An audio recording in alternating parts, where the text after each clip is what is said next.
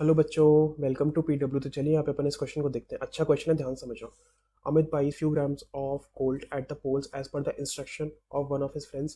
He hands over the same when he meets him at the equator. Will the friend agree with the weight of the gold bought? If not, why? Hint: the value of G is greater at the poles than at the equator. जो इस question का answer है ना, वो तो इसने hint में ही दे दिया, बट फिर भी अपन इस क्वेश्चन को ढंग से समझेंगे।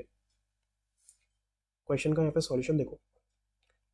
सबसे पहले मैं आपको सिचुएशन बताता हूँ। यहाँ पे क्या है, अमित है जो कि पोल पे रह रहा है। उसने पोल पे से कुछ गोल्ड खरीदा और उसका एक फ्रेंड है इक्वेटर पे, उसको लाके थमा दिया। ठीक है, तो अब अपन को ये बताना है क्या ऐसा कुछ होगा कि weight of the gold will change at both poles as well as equator. This we have to tell.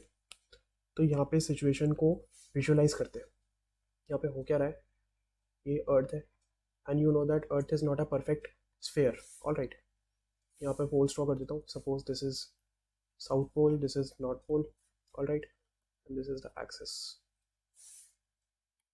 यहाँ पे क्या बोल रहा है क्वेश्चन में, नॉर्थ पोल से मतलब किसी भी पोल से गोल्ड खरीदा गया है और उसको डिलीवर कर दिया इक्वेटर पे। इस तरीके से गोल्ड को इस तरीके से डिलीवर कर दिया। अब यहाँ पे देखो इस क्वेश्चन का एक्सप्लेनेशन। क्वेश्चन में क्या बोल रहा है, the value of g is greater at poles than at equator. अपन है ना, ऐसा नहीं कि हिंट में दे दिया अपन सीधा आंसर में लिख देंगे। अपन इस चीज़ को समझेंगे ढंग से कि कैसे ज़्यादा होगी। देखो, according to universal law of gravitation,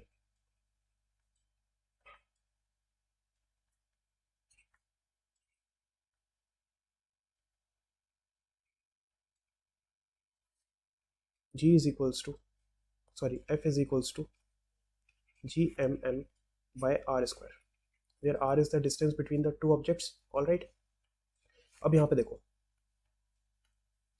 यहाँ पे ना आपको एक चीज़ पता होनी चाहिए कि radius of curvature at pole is less as compare to radius of curvature at equator. ठीक है, this you need to know कि radius of curvature at pole जो होता है वो कम होता है as compare to radius of curvature at equator. Why it is it so? क्योंकि earth is not a perfect sphere. All right, अब यहाँ पे अपन ना एसेलरेशन की वैल्यू कैलकुलेट करते हैं at pole as well as equator. यहाँ पे देखो, अगर मैं लिखूँ, मान लो ये जो गोल्ड है इसका मास m है, स्मॉल m से डिनोट कर रहा हूँ, और अर्थ का जो मास है that is capital M। I am denoting mass of the earth with capital M। तो यहाँ पे अपन अगर एसेलरेशन की वैल्यू कैलकुलेट करें पोल पर और इक्वेटर पे, तो देखो क्या आता है। अगर मैं लिखूँ Newton second law, Newton second law क्या कहता है, force is equals to mass into acceleration, as simple as that. तो यहाँ पे mass of gold into acceleration at pole is equals to force. Force की क्या वैल्यू होगी, जी एम एम अपॉन, अब यहाँ पे क्या लिखोगे, एसेलरेशन एट पोल निकाल रहे हो तो यहाँ पे रेडियस ऑफ कर्वेचर एट पोल लिखोगे, तो आर पोल का होल स्क्वायर। ठीक है, तो यहाँ से ये तो कैंसिल हो गया। तो एसेलरेशन ऑफ पोल आ गया जी एम अपॉन आर पोल का होल स्क्वायर।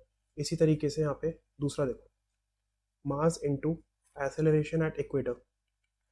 अगर इक्वेटर के लिए इक्वेशन लिख रहे हो तो फिर यहाँ पे रेडियस ऑफ कर्वेचर भी किसका यूज़ करोगे, इक्वेटर का, आर इक्वेटर का होल स्क्वायर। यहाँ से भी एम एम कैंसिल हो गया। एसेलरेशन ऑफ इक्वेटर आ गया ये, और एसेलरेशन एट पोल आ गया ये। अब यहाँ पे अपन को पता है, अपन ने ये चीज़ लिखी है कि R equator is greater than R pole. ठीक है, तो इसमें से आप मेरे को बता दो कौन सी क्वांटिटी बड़ी होगी। अगर आर इक्वेटर बड़ा है तो फिर ये ओवरऑल फ्रैक्शन छोटा हो जाएगा। This implies acceleration at equator will be less than acceleration at pole. ठीक है, पोल पे एसेलरेशन ज़्यादा होगा। अगर पोल पे एसेलरेशन ज़्यादा होगा ड्यू टू ग्रेविटी, तो वहाँ पे जो वेट होगा वो ज़्यादा होगा। Because weight is simply what, mass into acceleration. Mass into acceleration due to gravity is simply weight. ठीक है, तो it means force due to earth at pole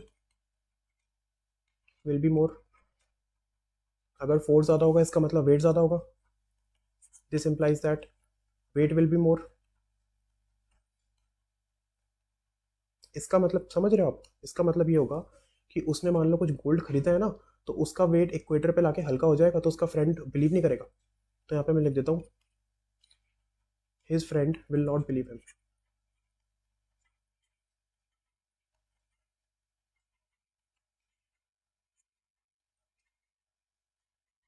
so I hope मैंने काफ़ी अच्छे तरीके से समझाने की कोशिश करी है इस क्वेश्चन को। The question is clear. Thank you guys.